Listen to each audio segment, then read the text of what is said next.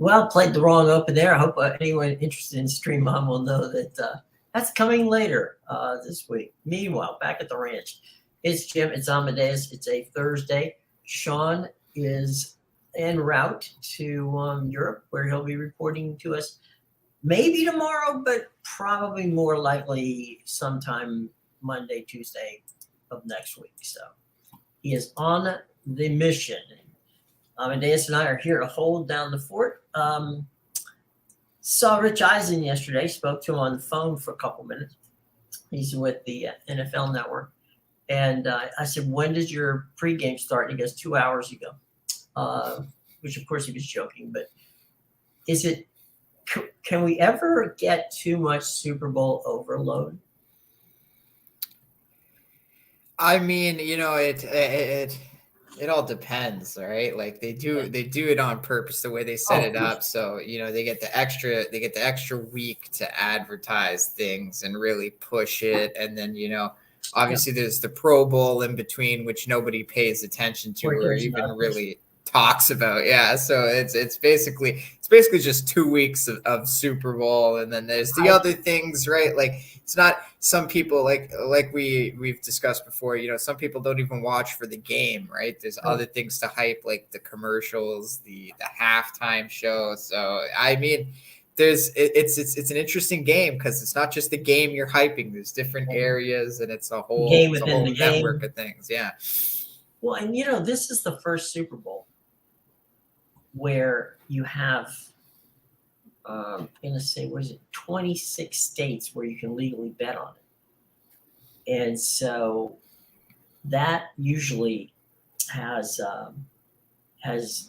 boisters the numbers for the run up to the game.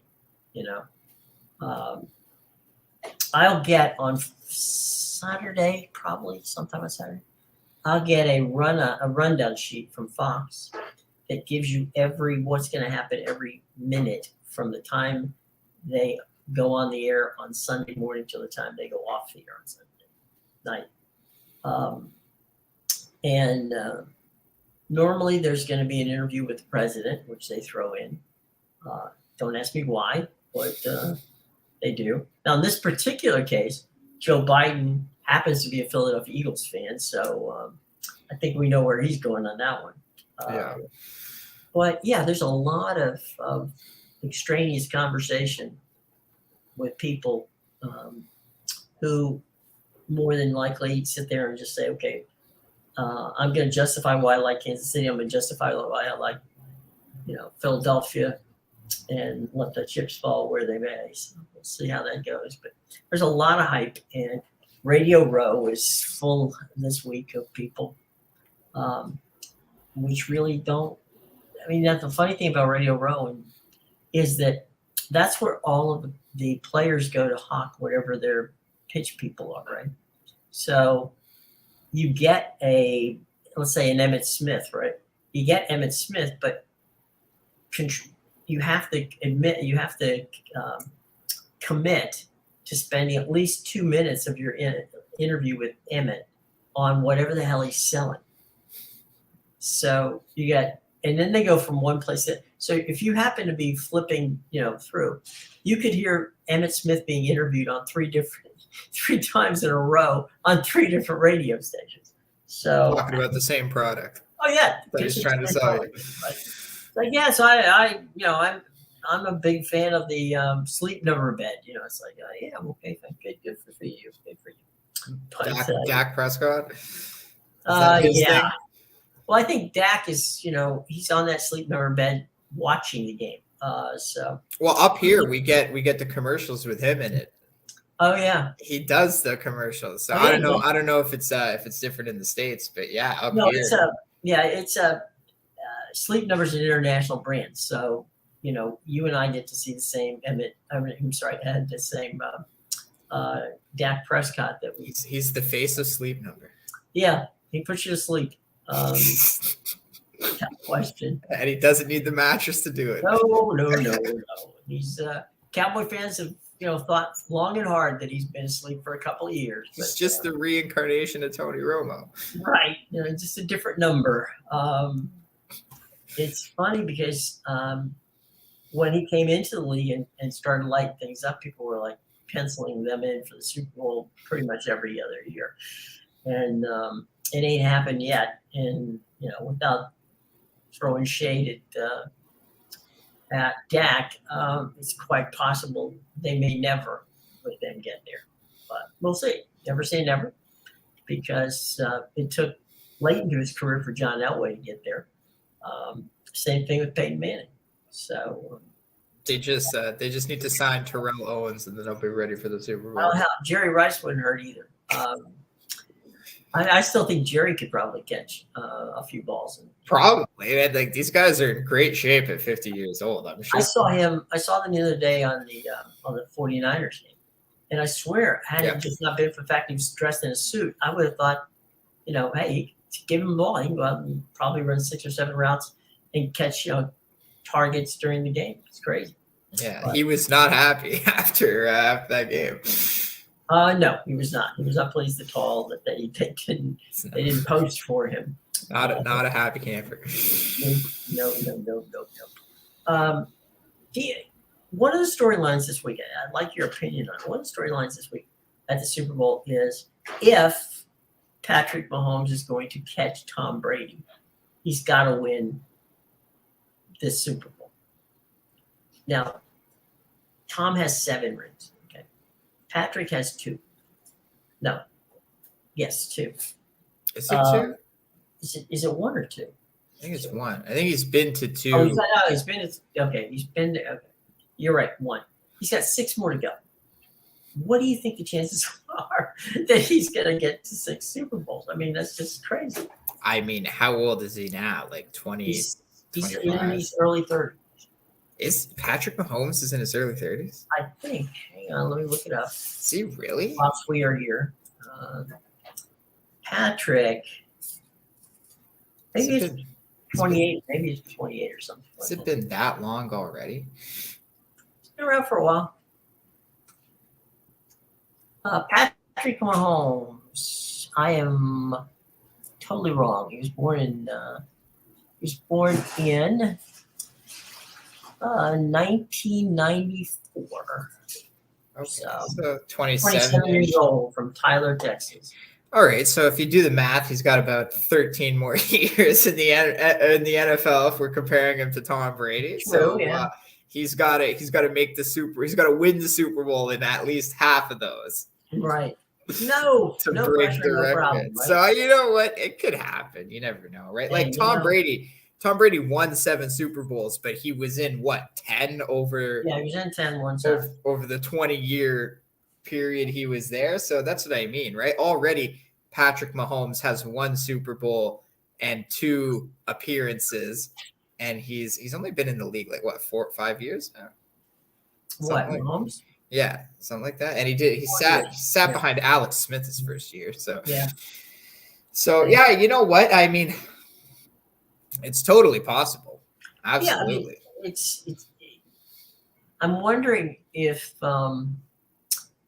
this is curious to me. I'm wondering if Andy Reid, if he wins this time, whether he retires and they elevate Eric Bieniemy to being the head coach, because Andy's in his 60s. I don't know that Andy, wants to keep doing this over and over again. And if you win a Super Bowl, what a great time to step off the stage. It seems I can't for the life of me understand why Eric Bieniemy, the offensive coordinator for the Chiefs, has not gotten a head coaching job. That just baffles me. And they keep bringing up these same knuckleheads. I mean, you're going to tell me that your Cardinals, are better off with Cliff Kingsbury than they would have been with Eric Bieniemy. I mean, please do not insult my intelligence to that point. Yeah, no, absolutely not. And it's interesting. Like maybe there's a small chance he doesn't want to leave just because you have such a good thing going at Kansas City. Some guys maybe don't just don't. Yeah, I mean, he keeps interviewing, and they just keep not taking it. Yeah, I don't know. There's always a few guys like that. Yeah. Trust me, if I was the Cardinals head coach, or sorry, if I was the Cardinals general manager, like I wouldn't have hired half the guys they've hired over the years, or bring in half the players, right? So I don't know. It's these organizations, and I know what you mean. It seems like it's the same guys that get recycled over and over, and then like they'll go down to college for a few years and work with Saban, and then come back up like 5 years later, and all of a sudden they're like the new hot thing. But it's nothing new, really.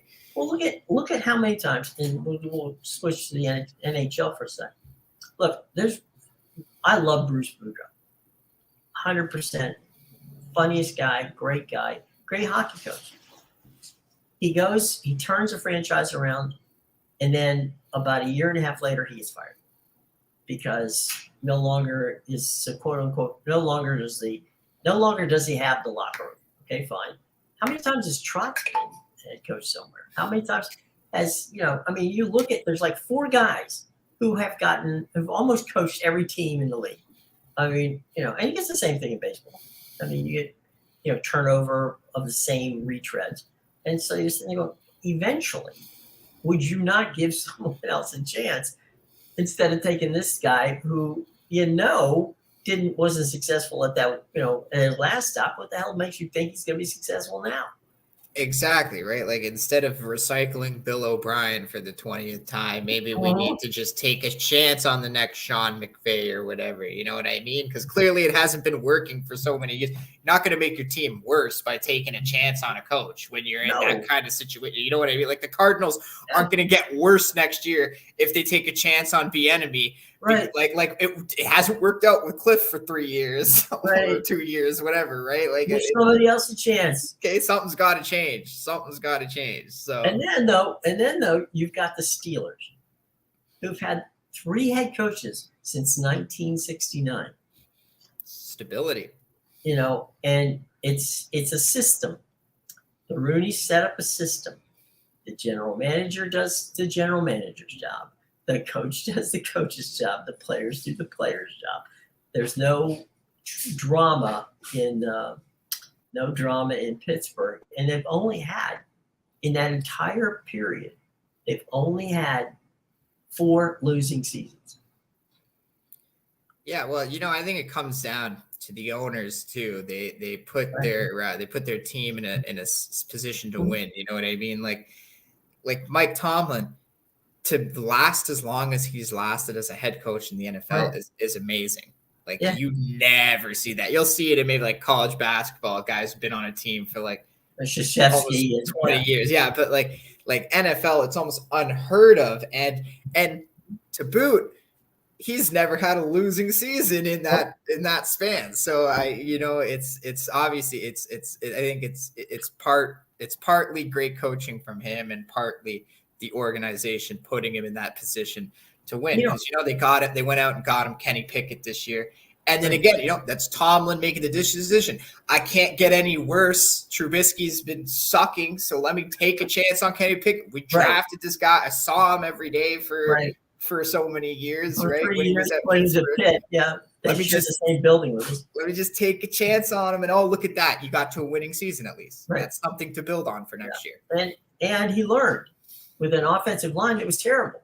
Exactly, right? And that's what I mean. That year of experience is going to help him for next year. Then it's going to help slow the game down for him. Right, and he understands. He has an offensive feel for the coach now. He understands his personnel, because that worked during the course of the season. He understands which lineman not to trust, because I need to watch that right side or the left side. You got my blind side. I got smashed 5 times, guys. Come on. Yeah.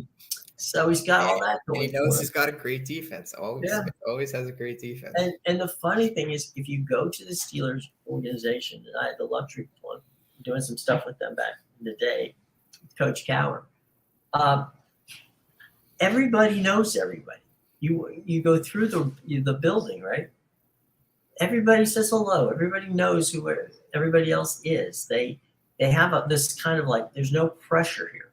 It's like, I used to jokingly say, when someone said, "Where are you going today?" I said, "I got to go to Pittsburgh." And they go, "What for?" I said, "To go to Mr. Rogers' neighborhood." because that was that kind of feeling. That It's like a family. It's a family. Nothing is going to elevate it. You know, if we have issues, you know, you talk them through like the family. One of the things that the Steelers don't do is drama. When Levy and Bell gave them drama, fine, Levy, and you know, you don't like being here, we'll send you someplace, wherever you go. Send you to the Jets, you know, send Antonio Brown. I mean, whenever it happened, there's no angst. There's just like, okay, you know, you don't like it here, let's just move on. And they came out on top in both those scenarios, really. Yeah. Le'Veon Bell. Normally they do. Normally, if you can't make it in Pittsburgh, there's a reason. Yeah. Actually, the other thing I want to say about Mike Tomlin, which makes him so great, is you'll never get a better soundbite from another head coach in the NFL. Not even Bill Belichick can deliver the sound bites that Tomlin has. Oh, he's great at sarcasm. I mean, you know, it's just like you feel he can make a reporter feel like the lowest of the low without being mean by simply, you know, I remember one time somebody was questioning and calling me. And so he turns to the guy and goes, all right, you know, he says, you watched this. You know, you think that was a bad call. What do we call? Because maybe next time I'll take your advice. What is it? And the guy goes, hang on one second. So long to my associate producer. Goodbye. Love you too. See you later. That's not sexual harassment. It was my wife. So anyway, with Tomlin, he's got that sense of humor. I mean, if you want to have some fun sometime, look up Pittsburgh Dad. Okay. It's Kurt Wooten is the guy's name. Pittsburgh Dad. Yeah. Pittsburgh Dad. I'll tell you what, maybe what we'll do while we're doing this, I'll pull up a video and we'll show it to you.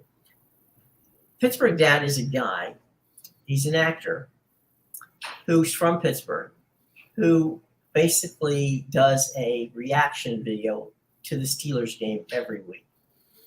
And it's hilarious. And I don't know how Kurt did this, but he has gotten, you know, he had Tomlin on the show from time to time. He's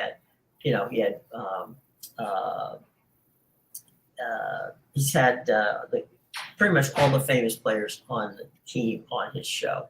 And it's a YouTube show. I mean, it's a thing where, and it's only him, but he's talking to his family. You never get to see the family. It's always just him talking. And so Tomlin every year. Tomlin does a thing. It's at camp with them where he goes out and he goes, you know, I'm just one of the guys with the rest of the people. And so what do you think? And Mike will come over and he'll play that role for 5 minutes. He'll do this shtick. It's total shtick. I mean, it's not, you know, he knows what he's doing. He knows that it's a joke, but he's cool with it. And, you know, you got to like people who understand that, you know, as he said, you know, as Tomlin has said numerous times, because this is a game, we should have fun. Yeah. Because, you know, winning is fun, but fun is, you know, because we don't work for a living. So, you know, it's that kind of thing. But, you know, some organizations, the Cardinals being one of them, seem to react instead of lead. And that's been unfortunately for you, and I apologize for what happened, but that goes all the way back to when they were the Chicago Cardinals and the Big Old family. They just simply don't give it in. It's just it's time to sell the team. It would be a good idea. It's been passed down through bad generation to bad generation. Yeah, it's like that thing we talked about. If it hasn't been working for so many years, it's time to make a change. Well, if you've made all these changes at every other level, and the only level left is the ownership, maybe it's time to make a change. Okay, maybe cash in your billions of dollars. Well, I mean, look at that franchise would be worth a ton. I mean, exactly. you can't ask for a better location. Man, God, Phoenix, Arizona. Speaking, a wonderful place. Speaking of franchises worth a ton, did you see the report yesterday about the Commanders? Yeah. He's not fetching more than Man United for the Washington Commanders. No. I can't even believe that's his way of being like, fine, you're gonna force me to sell. I'm gonna overprice the team so no one buys it. Well, Jeff Bezos wanted to buy it, and the thing is, he was willing to pony up some serious cash, which any cash over a few $1 billion is, is a lot of money. But the funny thing about it was that, Snyder says he didn't want to sell it to him because Jeff owns the Washington Post, and he said the Washington Post was mean to me. And so it's like, okay, so you're not selling a team to Jeff Bezos because he's been mean to you? No, I know. And sorry. It's ridiculous. Now, I disagree with Jeff Bezos buying for a different reason, though. I think it's a conflict of interest because he has the rights to Thursday Night Football. So I think if you want to own an NFL team, you got to give up those rights to Thursday Night Football. Can't have them both. No, look, I wouldn't disagree with you on that. I'm just saying, if the reason you're not going to do this is because you're pissed off at a guy for the newspaper. I don't know. I think that's that's a dumb. That move is not one that I support. Especially because one of the conditions was he had to sell the Washington Post or whatever he was willing to sell the Washington Post. If he sells the Washington Post, you get the team. How does that change things?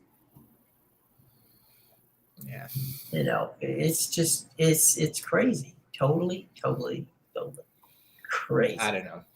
Snyder's a nut job. We'll see what happens. I don't think there's any question about Snyder being a nut job. Yeah, no, that number is not going to be. That goes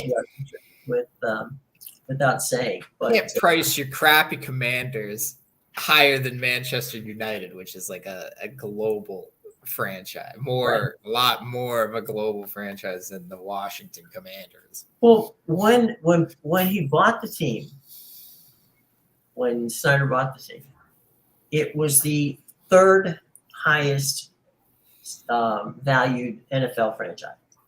Really? Mm-hmm. With a 200,000 person season ticket waiting list. By the time that Dan is now in the position to sell it, right?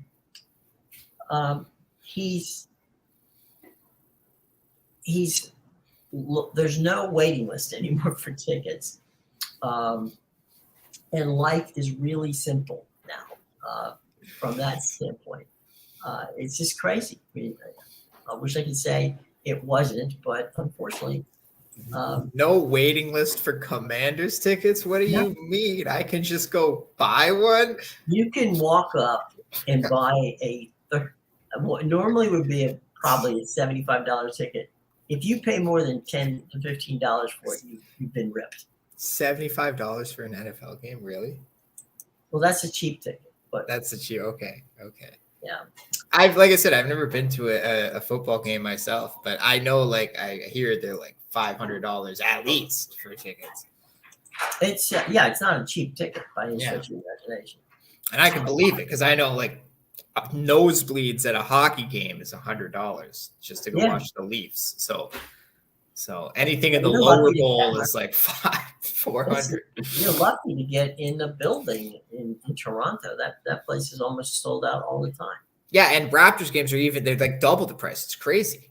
Maybe because I think there's less seating when they put the cord on. I don't know. I really don't know how it works. Well, I mean, I think one of the things is they figured out that the market will bear it. Because you're not going to raise ticket prices if, for whatever reason, you can't sell it, right? Yeah, like I said, I like my Blue Jays games. I pay like $20, and there's so many empty seats I can move freely around the stadium. True, yeah, that's true. Good old Rogers Center. They're renovating it now, building some walls and knocking out some seats and stuff like that, trying to help their team hit home runs, I guess. Well, it's not a bad idea. It's actually not a bad idea because it's been done. Yeah, it's what the Orioles did last year. Yeah, they did. Didn't help them, but it did. Well, I helped Aaron Judge. You know what? They had a good season though. Got to give some respect to the Orioles. In fairness, yes. Almost the Oilers. But like I said, it helped Aaron Judge and a number of other players who came in and go, oh, isn't this lovely? And that's why they did it, right? They're like, oh, we're not going to survive this division. We need to back up the wall. We need to, make things work. There were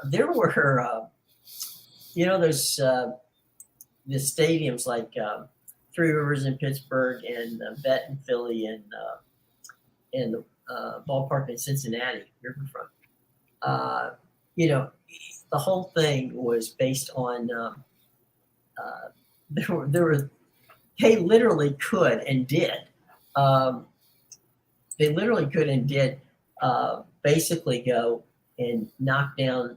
They've moved walls up and back depending upon who they're playing, because you couldn't tell. The umpires didn't know. So it may say 375 on the thing. That might be 350. They may have moved it in a little closer, because whenever they got small balls teams, they're like, okay, well then this is good. We can do that. That would give us an advantage. So they kept moving the wall back and forth. I hate that. It was basically they didn't tell anybody, but they just kept moving it back and forth. It's not even the shadiness that bothers me about it. It's just like the fact that I want to know what the distance is. I need to know. It's like when I go to the golf course and they move the tee block on me, and it's like, okay, the rock says the par 3 is 150 yards, but if the tee block was 30 yards up when they built that rock and built the course years ago, right? Like now I'm 160 yards away. It makes a difference. That's 2 extra clubs now for me. That's right. And possibly losing 1 or 2 golf balls along the way. You hit a shot and you're like, well, how did I overshoot the green? Oh, I'm 130 away, not 160. Thanks, right. Rock. Yeah. The rock stops here. Or the scorecard or whatever it says. It's always lying to you, because they're always changing the pins and the tee blocks. It's always lying. They're always lying to you. What do you play? Do you play from the regular tee, the blue tees, or where do you play? Yeah. I play from the blues. I used to play from the tips when I was in high school, because I was really into golf, going every day, five days a week type thing, right? And then because I think back then I was like volunteering at the course, so they paid you in hours. So free golf. So just played for free all day. You were Caddyshack. Exactly. But then obviously, I got to university, had to commute to Toronto, couldn't golf as much. And now I haven't golfed as much last year. Now it's more just like it's like a fun thing. I go out. It's a hobby. A few times a week, right? But I still love to do it. Mm-hmm. Love to golf. It's funny. We were talking about this week is ironically the Phoenix Open. And that's usually one of the most enjoyable tournaments. Because it's like, I don't know how, because when you go to a golf tournament, it's very quiet. That is not the case at the Phoenix Open. You swear that you would be at a Phoenix Suns game. Totally different vibe. I mean, incredibly different vibe. Yeah, that's the waste management one or whatever, right? Yeah. The golfers, I remember that when Phil Love was likable. It was getting big. I remember last year the golfers were talking about how they actually liked the environment and the noise because they felt like it was different for them. They were like, it's like we're playing in a hockey arena or like a football stadium. Everybody's shouting at us. Normally it's like you've got the golf clap, right? Normally it's the golf clap. It's like, oh, okay, that's very sweet. The poetry snaps. Yeah, and they're screaming the guy's name. They even scream when people putt. It's like, miss it! It's like, nobody cares. I mean, it's a really good one. And that was the thing, is the golfers liked the environment. So that was what was important. Well, it's the same thing for Ryder Cup, right? Because Ryder Cup you can play, you can cheer. They want you to cheer. It's that fun encouraged. So, hey, it's fun. It's, and that's why I think a lot of people like like the U.S. Open tennis or some of those areas, because they break the norms. So like, hey, I don't care. This is my guy. I'm going to yell for him, or I'm going to yell against him. Ask Djokovic. He's had it both ways. He's had people yelling against him. He's had people rooting for him. He's Uh, had the whole crowd against him and the whole right, crowd for him in the same match. right. They want him to lose, and then when he's down 2-0, they're like, "No, we want more Oh, tennis. come Let's on. go, I win." paid $300 for his ticket. Come on, dude. I actually remember one time because they were like, I think it was in the U.S. Open when Medvedev stopped him from the Grand Slam. Right. As Medvedev was taking the lead, obviously they wanted to see the underdog win, so they're cheering hard. And then when he got up like 2-0, it was like, no, we want to see more tennis. All of a sudden, the crowd flipped for Djokovic. It was the craziest thing. Hey, it is what it is. Yeah. Tell you what, for you and for the audience, we'll take a minute. I'm going to play you Pittsburgh Dad so you get to see what this. Now, I've not seen it. I just literally downloaded it and just heard about it. This is the new one. Oh, okay. So I don't know what it is, but let's give you a shot. Here we go. Pittsburgh Dad. Oh, yeah. I mean, the 49ers were down there like 27th string quarterback in that championship game. I says, big deal. The Steelers once started Neil O'Donnell in a Super Bowl. That guy ain't even worthy to be a string. String cheese, maybe, because he's easy to pick off. When the Eagles didn't lose their game, so you know that Philadelphia didn't have to worry about the fans and their signature loss destruction. However, because they won the game, Philadelphia got to worry about the fans and their signature victory destruction. That's a double-edged cheesesteak. Travis Kelce and Jason Kelce will be the first set of brothers to square off in a Super Bowl. I says that simply ain't true, because a couple Super Bowls ago, Le'Veon Bell with the Chiefs and Antonio Brown with the Bucks faced each other. They're the Clown brothers. That counts. Oh, I don't want to hear that the refs cost the Bengals the game. Cry me a Three Rivers. The Steelers been dealing with infinite bad calls since their inception in 1933, and we still got 6 Super Bowls. And then the Bengals are all whining about that late hit call on Mahomes. Did you not remember the 2016 wildcard game Yins played against us? That personal foul call that gives away a game is always in their playbook. Hell, it's in the damn Times Charter. From henceforth, we're always going to put disgusting globs of chili on everything we eat, and we're going to have boneheaded penalties in the waning moments of all our playoff games, which makes the opposing team's field goal attempt a chip shot. Signed, whatever idiot invented Cincinnati. You see that free dime that the refs handed to the Chiefs. I says, if the refs are going to hand out free plays, we'll take one. I know, just to play. Super Bowl. Rashard Mendenhall. Fumble. Do-over. Aaron Rodgers ain't doing nothing right now. You go get him and the Packers. I'll go over to Big Ben's house, round them all up. Marquise Pouncey, Adrian Peterson. I know he weren't a Steeler, but obviously there ain't no rules here. Do-over. Boom. 7th Lombardi. Oh, what do you mean there were Steeler fans out there cheering for the Bungles? I ain't lied. I'm going to need their names, addresses, and the general time when they go to sleep. Good news, Deb. Finally figured out what we're going to do with all them frequent flyer miles. We're going to see the world. We're going to experience new cultures. And we're going to get to call out Bengal-loving Steeler fans right to their faces. It's what we always dreamed. This week's episode of Pittsburgh Dad is brought to you by the law firm of There you go. Curse. Some To good let stuff. you know what is going on. But Some funny stuff. yeah, he's a good actor, and check it out at Pittsburgh Dad on the YouTube channel. He's a good guy, and some funny stuff there. But anyway, I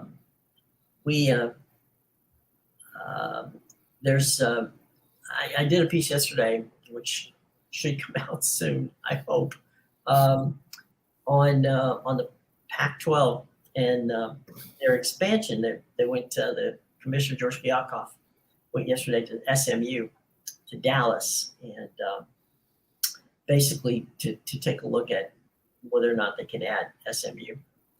And the big thing is, they're like, oh, what does SMU bring to the Pac-12 conference? More teams to make your perspective. There's more teams and there's more events, right? But the other thing is they've got a $4 billion, that's with a B, endowment. So, they got money. Every player on SMU makes $36,000 with NIL money now. Wow. NIL money has gotten so crazy And the problem is they're not quite sure how to regulate it yet. Did you hear about the 2 recruits Saban had to turn down? Yeah. They wanted like $1.3 million NIL deals, and he Yeah. was basically like, the hell out of here. Well, I mean, as a Florida Gator fan, we got sucked into this thing, and I'm not going to say it wasn't our fault, because it was. There's a quarterback out there that wants $13 million. And the booster said, we'll find it. Well, when the school hears about this, they go, whoa. No. You are not giving $13 million to a recruit. He goes, what are you thinking? It's like, we understand NIL, but $13 million? Well, he decides, okay, wait a minute. No, that 13, don't worry about that. Just give me 8. They're like, okay. And again, the athletic Scott Strickland and everybody in the athletic department, no, you're not. No. We have a limit. You can go to that limit, which is, I think, 50 grand. I've always been for pay for play, because you never know what's going to happen as a college athlete. You can get hurt. You can get, for life, you may not ever play again. Okay. So I get that. And you should be paid for that. But $8 or $9 million. Yeah, not $13 million. $13 million, making more money than a rookie contract, than any rookie contract that of the guys in the league is a little nuts. But it's gotten to that point where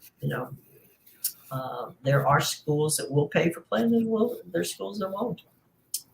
And like Stanford, for instance, they passed on 3 or 4 kids saying, look, we'll give you an education, we'll pay you a reasonable amount of money, a stipend, but if you can get more money somewhere else, and that's what's important to you, go ahead, go and get it.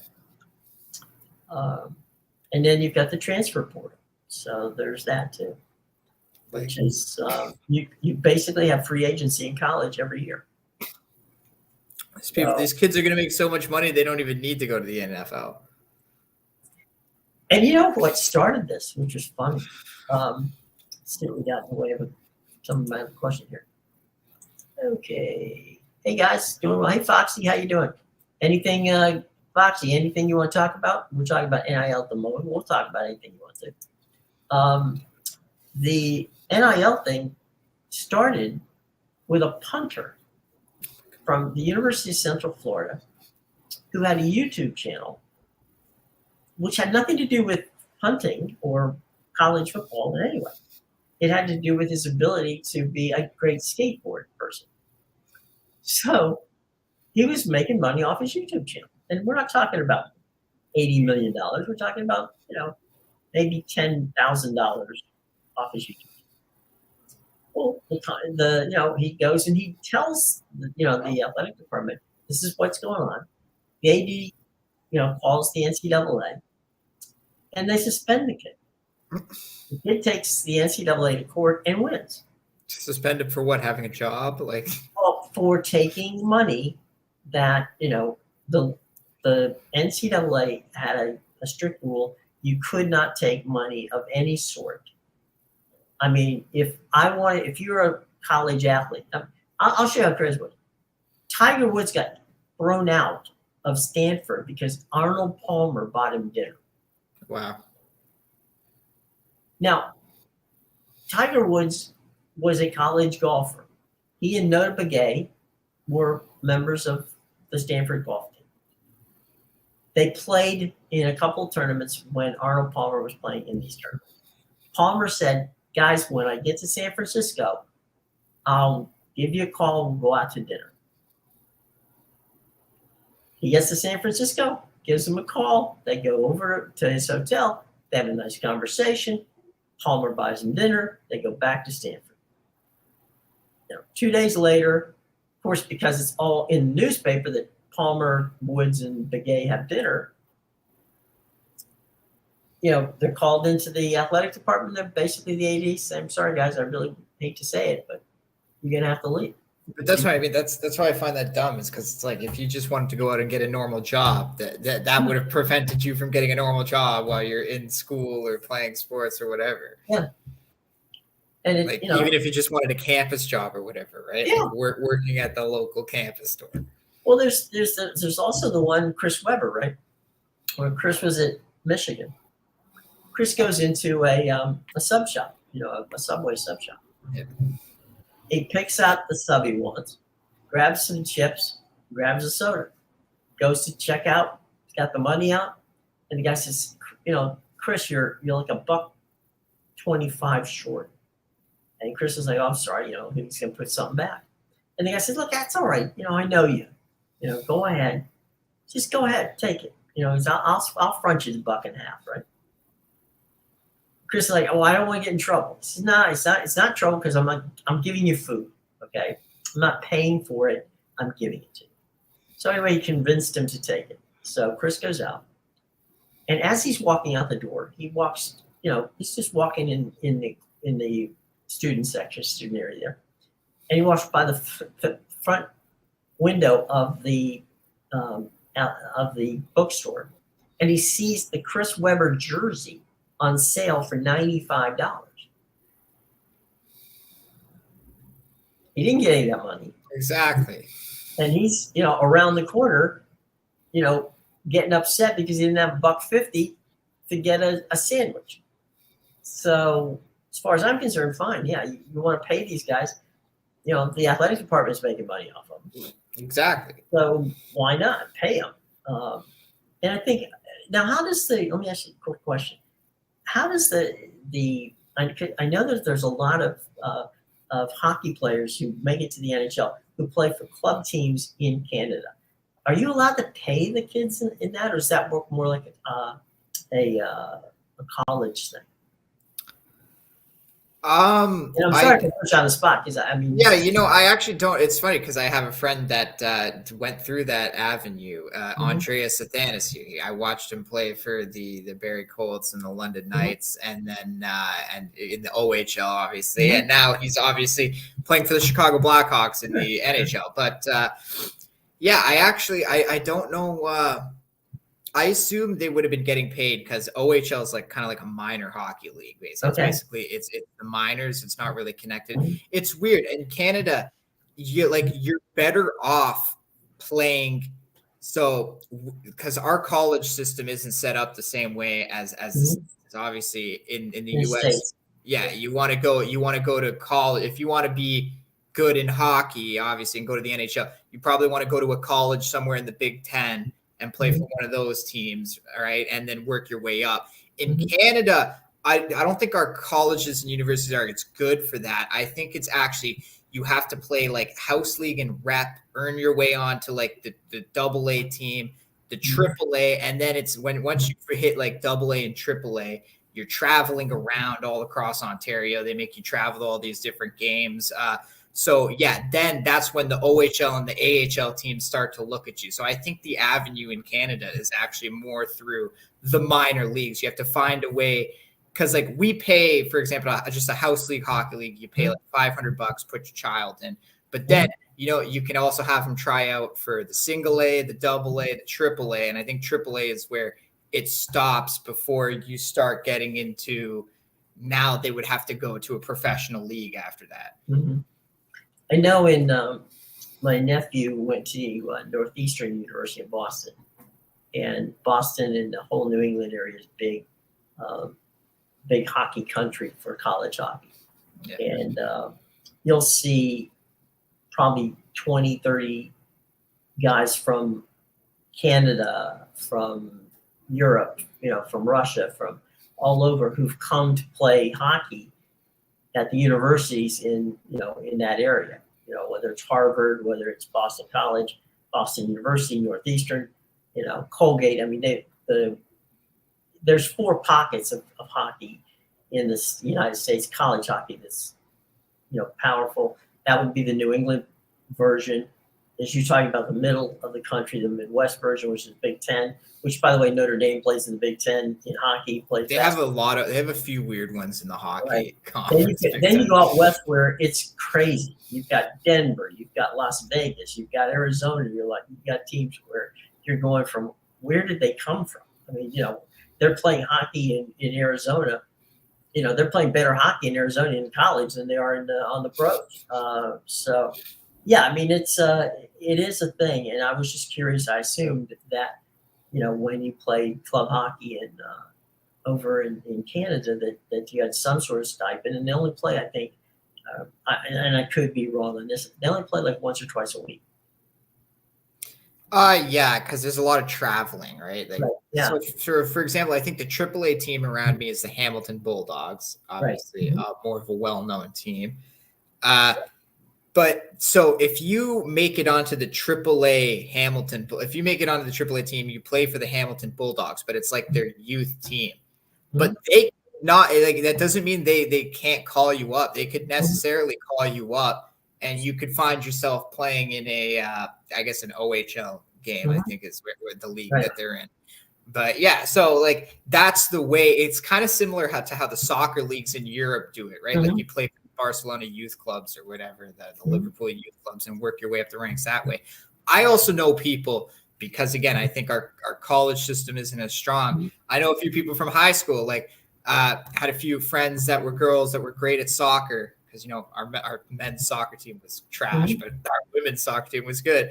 They went to the States to play soccer at a real college. I know a girl who went to go play Buffalo Bulls basketball, because we had a very good women's basketball team, not the men's, but we had a great women's basketball team. So she went to go play. Amedeus suddenly is gone. He shall return, I assume, sometime quickly. Internet issues. So that was the University of Buffalo getting mad at you. Yeah, I don't know what happened there. I think I clicked something by accident. But yeah, I blamed it on Wi-Fi. So and then I have male friends who, for baseball, have gone down to the States to play, like as a pitcher or whatever. So that's what I mean. I think as Canadians, like, we try to get in through the youth ranks, and if you can't get in that way, I think we understand well enough that we have to go down to the States if you really want to make a way in some of these professional sports. Yeah, it's just because the colleges are feeders for a lot of that stuff. Baseball is not as much, because you can have, you can make a career. You can do 2 years or 4 years in baseball, and you're eligible for the draft after high school, after your second year of college, and then third or fourth year of college, depending upon how you want to play it. But then you spend 9 years in the minors. Right. Or, like I said, when they draft you out of high school, you go directly to them and you play, and you're in the minor leagues. And by the time you're 20, you probably played a lot of Major League Baseball on A ball level, or B ball, or AA level, or even AAA level. So that's one way of making it. The other way is to go to college and play college ball, and a lot of teams that draft a high school kid, the high school kid will turn it down and go and play college. 2 years later, he'll get drafted by another team. So your draft rights in baseball only last till you are able to sign or not sign the kid, and there's a window when that happens. So from that standpoint, playing baseball, you'll see a lot more kids out of high school go and play professional baseball than you would any other.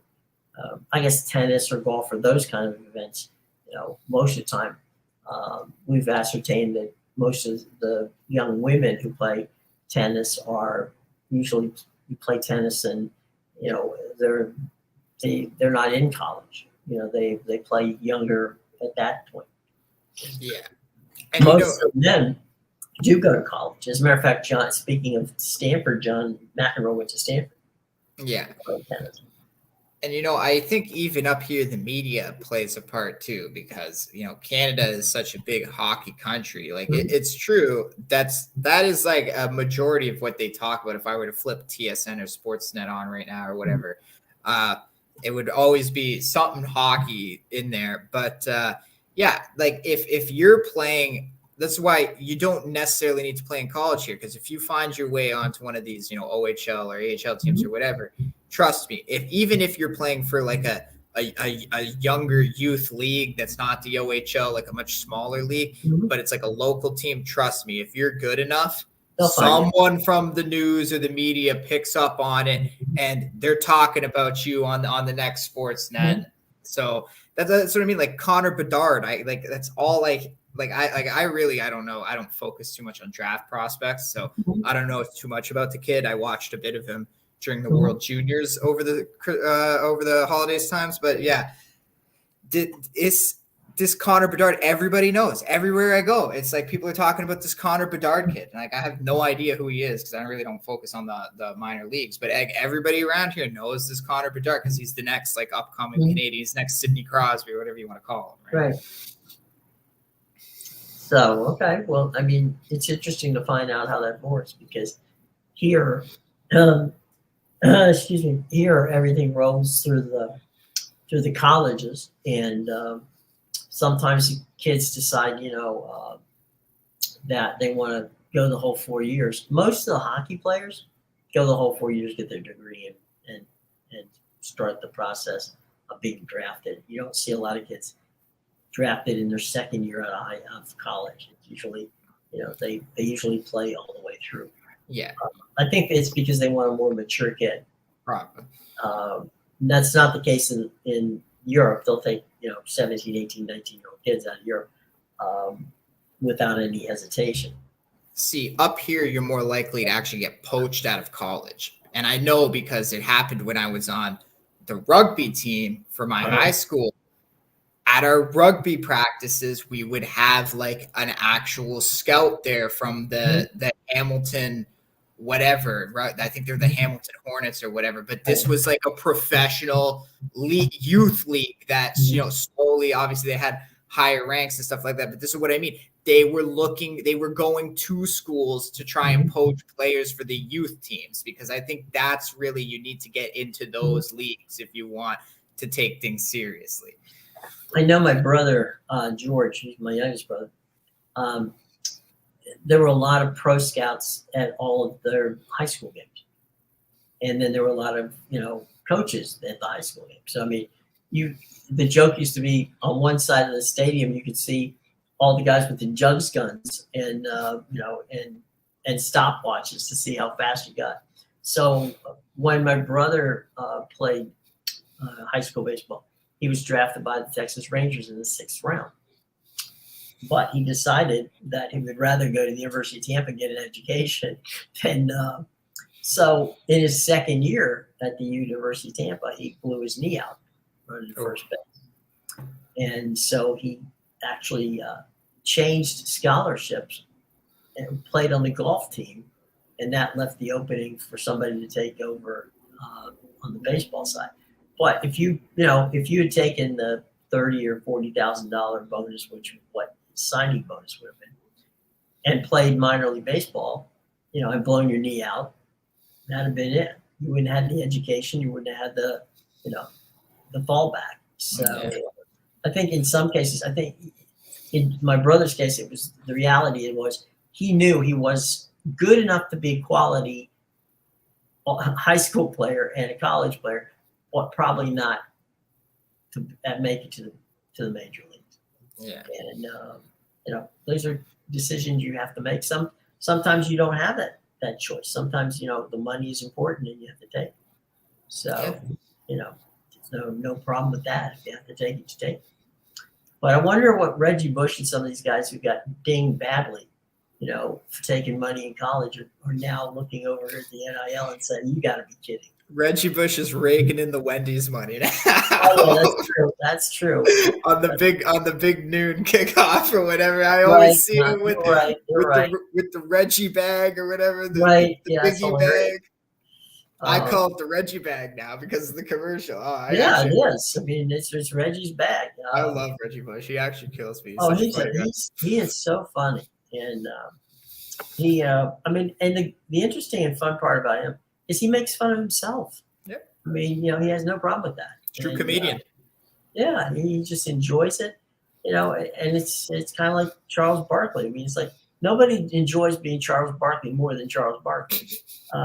So, I mean, you gotta love something when Charles is doing what Charles used to do. I mean, it was, and there's, I respect players like that who can laugh at themselves, and who can say, you know what, maybe I wasn't the best, but that didn't mean I didn't try. And I think that's something that we all appreciate. Yeah. I really liked him as a player. I remember playing with him a few times in Madden. He was good. He's a good running back. I liked him. Yeah, I mean, he was wasn't right anything wrong with him. I He liked was him. definitely good at what he did, and did it as well as anybody that ever did it.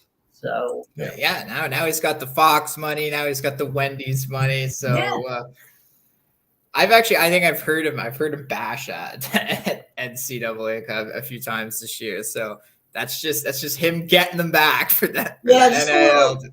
just a little ding, here, a little ding there. Just a little passive aggressiveness built Yeah, up. just a little. I'm in this role now, and I can say this, and you can't touch me. What do you can't take anything away from me. Take my money now, NCAA. I don't work for you. Yeah, I don't work. You're not going to take my car away from me. Not now. So yeah. I mean, you gotta love that, and you gotta love people who have a sense of humor about how times have changed and how they are how they are being perceived. And I think that's kind of the funny thing about it. And to me, when we look back at stuff, it's those guys who laugh at each other and can laugh at each other that you appreciate more, because you can relate to that. You can relate to hey, I've screwed up, and I know better than to basically have anybody think that is not the way it works, right? Life is short, so why make it more any more difficult than you have to? And I think that's what's so much fun about Chuck and some of these guys who don't have any problem. Look at, I mean, even to an extent, you've got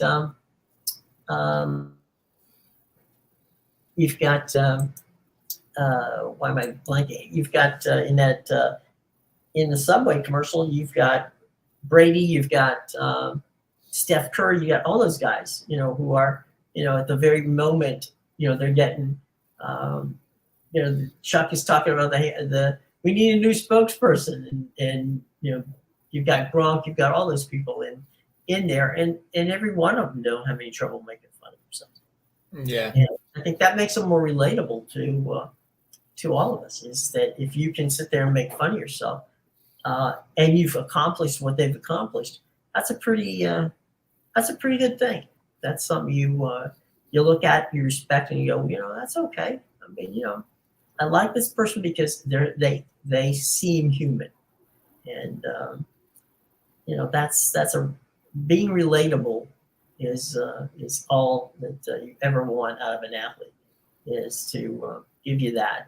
And and guys like Steph Curry and others have figured it out. One last quick thing before we get going from here. Thoughts on KD going to the Phoenix?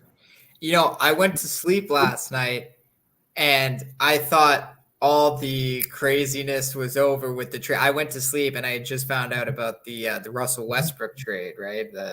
And all the three. I know it's a 3-team trade, so there's a lot of confusing stuff in there. But yeah, and then I wake up this morning and I see Kevin Durant traded. It was like 2 a.m. I was like, wow, what a thing to wake up to. So it's interesting.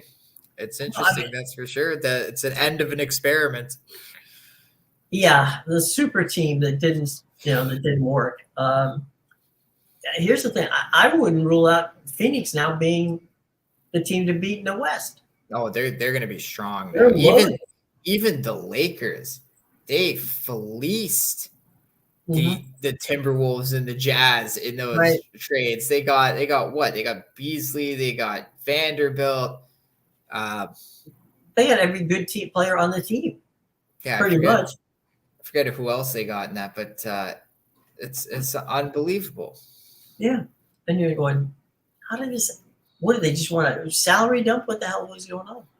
Yeah, I I don't think know. Brooklyn just said, "Burn it down. We're going to start all over again." Yeah, I mean, they already fired the coach, and Well, they got in return a ton.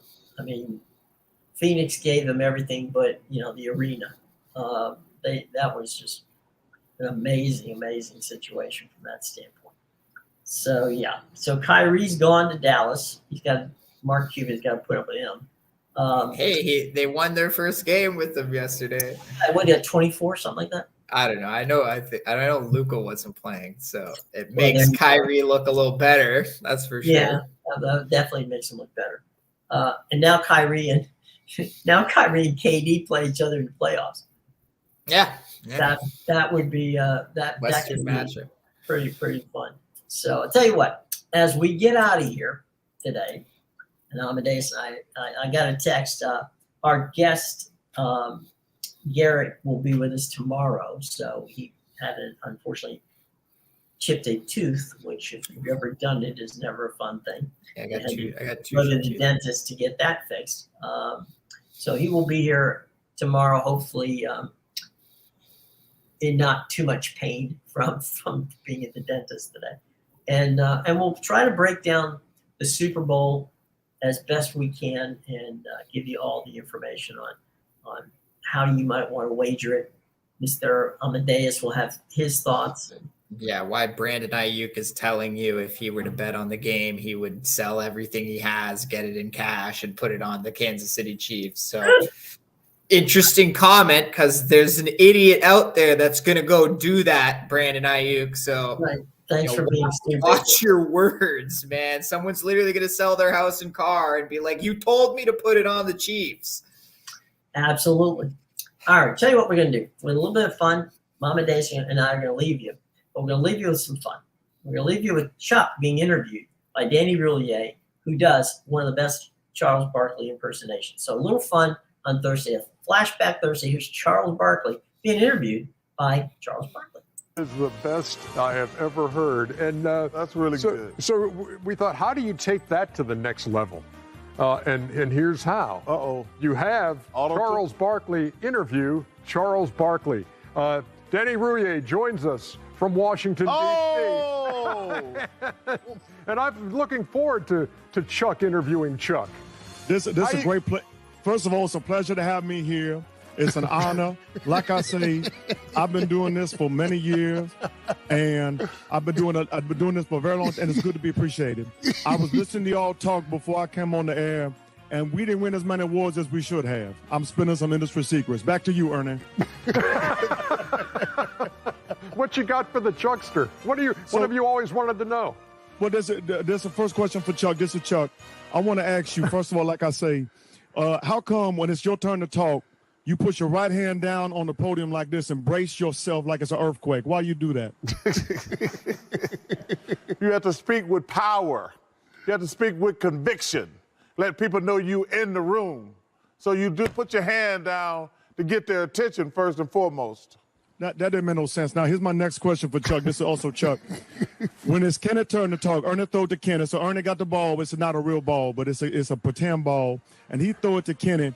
Why come does it look like, first, like I say, that Kenneth looks like he's about to give toddler bad news? Why does he have that pain expression on his face when it's his time? I can answer that. Go ahead, Jeff. Go ahead, Kenneth. Back to you.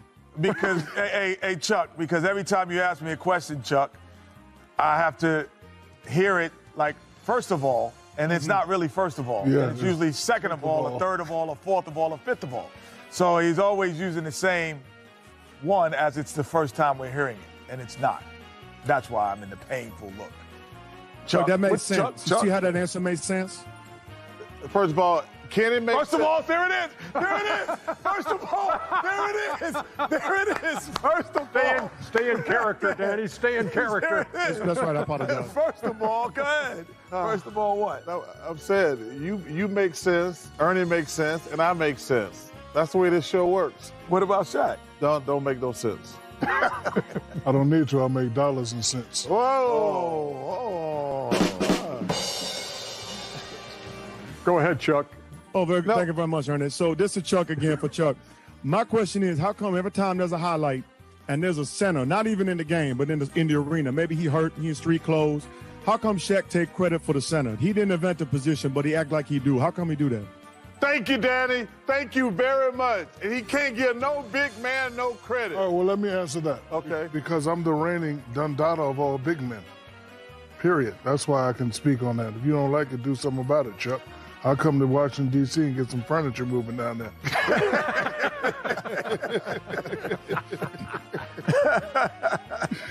Well, so hold on, Ernest. This happened today on Twitter. Shaq was on Twitter. He issued a challenge. He said to me, he said, any punk can do a Charles Barkley. I don't think that's true. I think mine's very good. But he said, anybody can do Charles, but can people do Shaq? So I'd like to do a joke between Shaq and Charles, if that's okay with you. I cannot wait for this one. So, knock, Chuck. Let me ask you, shut up. Let me ask you something, Chuck. Knock, Chuck. I don't want to have a knock joke with you, dumb it. Knock, Chuck. Fine, who's there? A second trip to the finals. A second trip. Never mind, wrong house. You see what I did there? That was good. Thank you. That was good. Thank you, Shaq. Thank you, Shaq. Now, man. Chuck, I have other questions about, it's basically about your guarantees. Do you think it's important to ever get a guarantee right? No, just the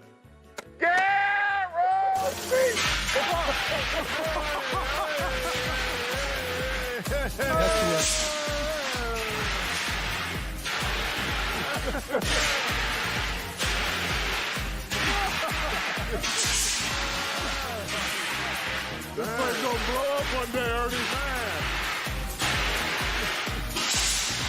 Okay. Turn it off. Abort. Hey, Danny, you see what you started there? Man, that was the correct answer. Though. You can't hate. That's the right answer. My last question is, if Bojan Bogdanovic and Bogdan Bogdanovic were to fight for Bogdanovic supremacy, who would win? The big Bogdanovic. Which one's that? Big Bogdanovic. But you said Boban, right? No. Bogdanovic. Bojan and See? Wait. The Utah Bogdanovic or the Atlanta? Oh, I love Atlanta Bogdanovic. I'm going with the Atlanta Bogdanovic. That's also correct.